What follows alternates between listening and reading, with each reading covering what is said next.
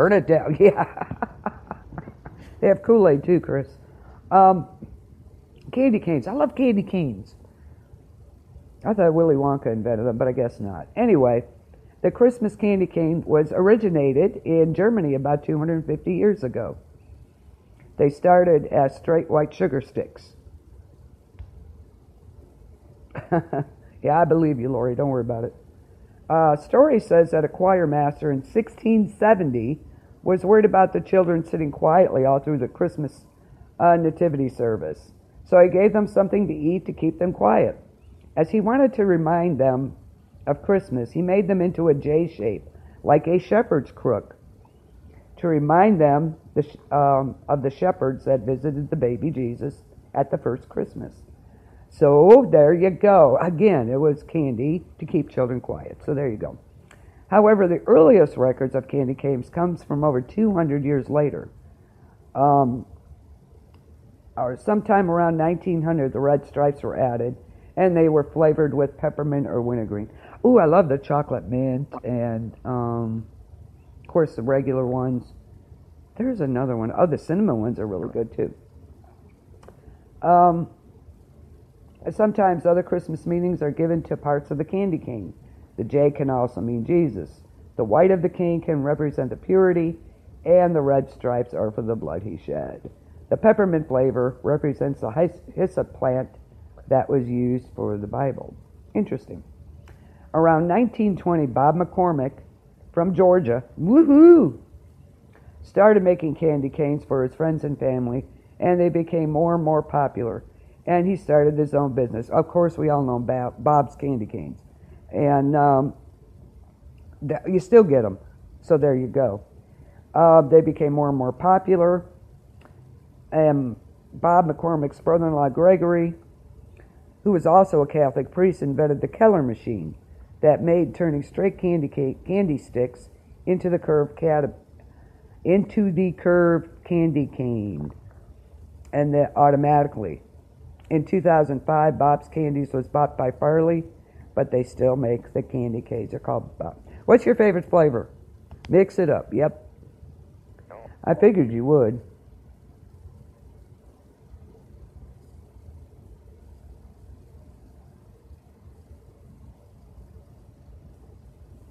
What's your favorite flavor? I gotta like the peppermint. I'm a peppermint. I love peppermint. I know, Bob. You probably do. You guys are crazy.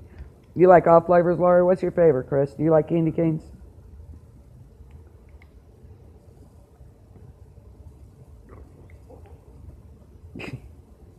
Okay. The Christmas Carol. Where did that come from? Yeah, me too. I like the pepper. Chocolate mint is really good, too. I really like that one. And the cinnamon are really good. I don't like all these Jolly Rancher ones or sour ones or fruit flavored ones. Ugh, gag me. Yuck. Yeah, those are pretty gross, I think. Yeah, they're pretty gross. Anyway, the Christmas carols, sung in Europe thousands of years ago, they were pagan songs sung at the winter solstice, which, of course, yes, peppermint. Yeah, me too. Definitely peppermint. Lori, no worries, honey.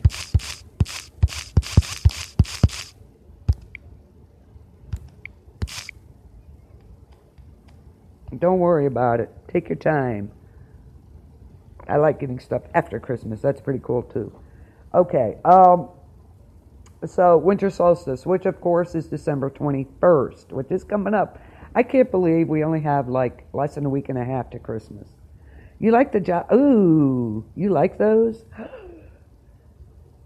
I like Jolly Ranchers, but not at Christmas. But yeah, they got so much out there now. It's crazy. But the peppermint ones for sure, for me. So the word carol originally meant to dance to something.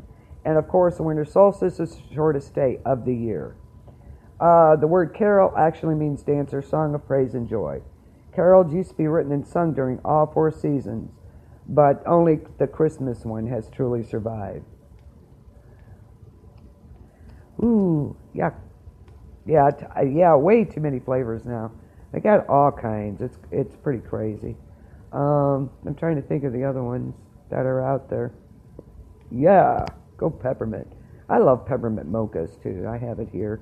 I make with my Kira. I love those. I even got my own whipped cream and candy cane sprinkles. Oh yeah. Um, I like anything that's peppermint, and I'm a peppermint freak. Cinnamon's good too. I like the cinnamon candy canes are good. You gotta try the chocolate mint. Those are really good. Okay. The early Christians took over the pagan solstice celebrations for Christmas and gave people a Christian song to sing. In 129, a bishop said a song called Angel's Hymn should be sung at Christmas. So,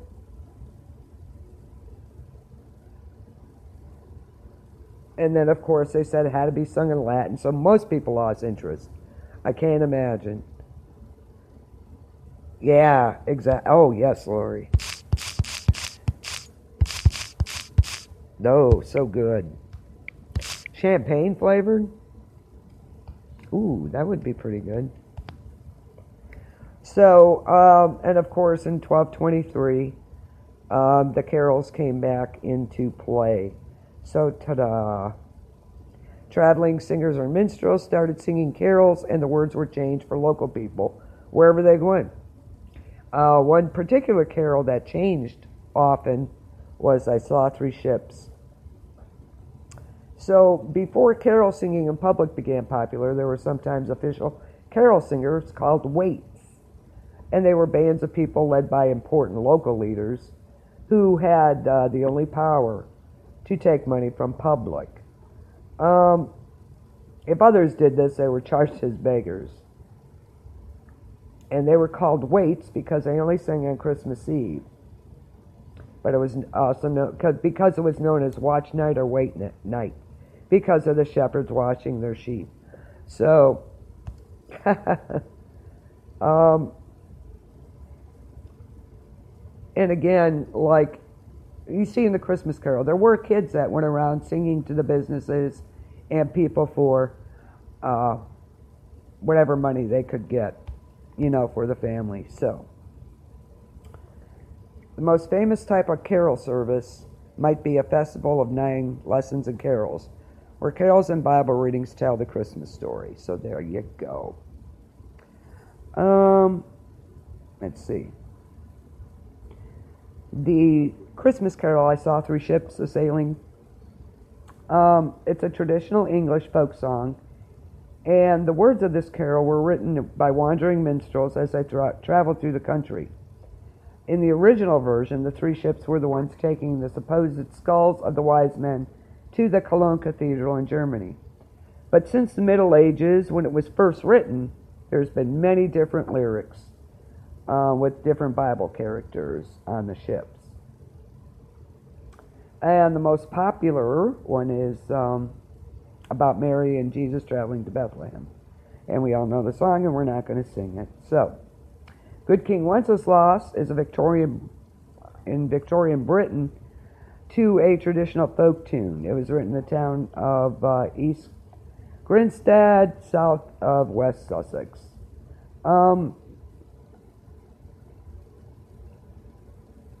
The story in the carol is about the king, or Duke of Bohemia, go figure, from over 1,000 years ago, seeing peasants on Boxing Day, which we discussed, from his castle and taking food and wood to them. The story in the carol may have been made, some of it may have been up, because there's a lot of the real story that's pretty gory of King Wenceslas. So, check it out. Oh, you're mean, Valerie. Oh, God. That's mean. So, it's a pretty gory tale about him. But anyway, that song's about him because he used to give food and wood to the people. The other one, Silent Night. They were written by a priest called Father Joseph Mohr in Austria in 1816. The music was added by his school teacher for the Christmas service. Father Moore asked Franz Gruber to compose the melody for this song. It was several years later that he wrote an arrangement for the organ for this, Silent Night. The legend associated with the carol says, Father Moore wanted the carol to be sung by the children of the village at the midnight Christmas Eve service as a surprise for their parents. But in the middle of practicing, the organ broke and not a note would come from it. So the children had to learn the carol, only accompanied by a guitar.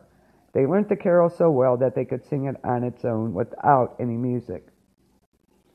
The original words of the song were in German and translated it into English. The original words to Silent Night is Silent Night, Holy Night, Bethlehem sleeps, yet what light floats around the heavenly pair, songs of angels fills the air, strains of heavenly peace. And it's thought the song might have traveled around the area with an organ, somebody who could repair their organs during this.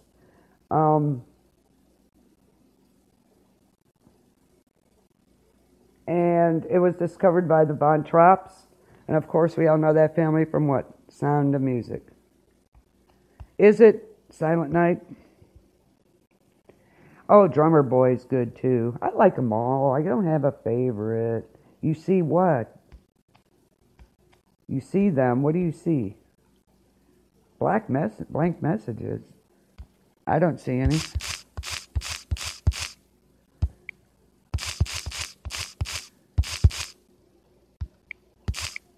I don't see any blank messages.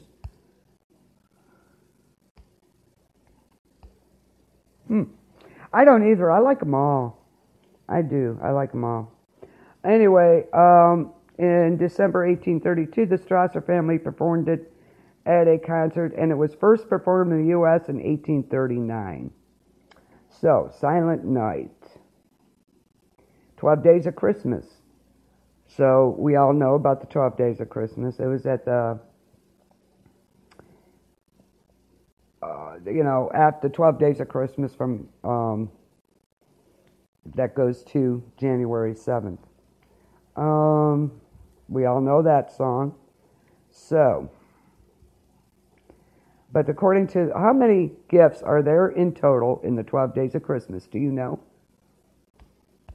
Do you know? How many gifts are there in total in the 12 Days of Christmas? And we're going to take a break, play you some more Christmas music. You think about that, and I'll give you the answer and why the answer is what it is. And we'll be right back. Ever felt away with me? Just one step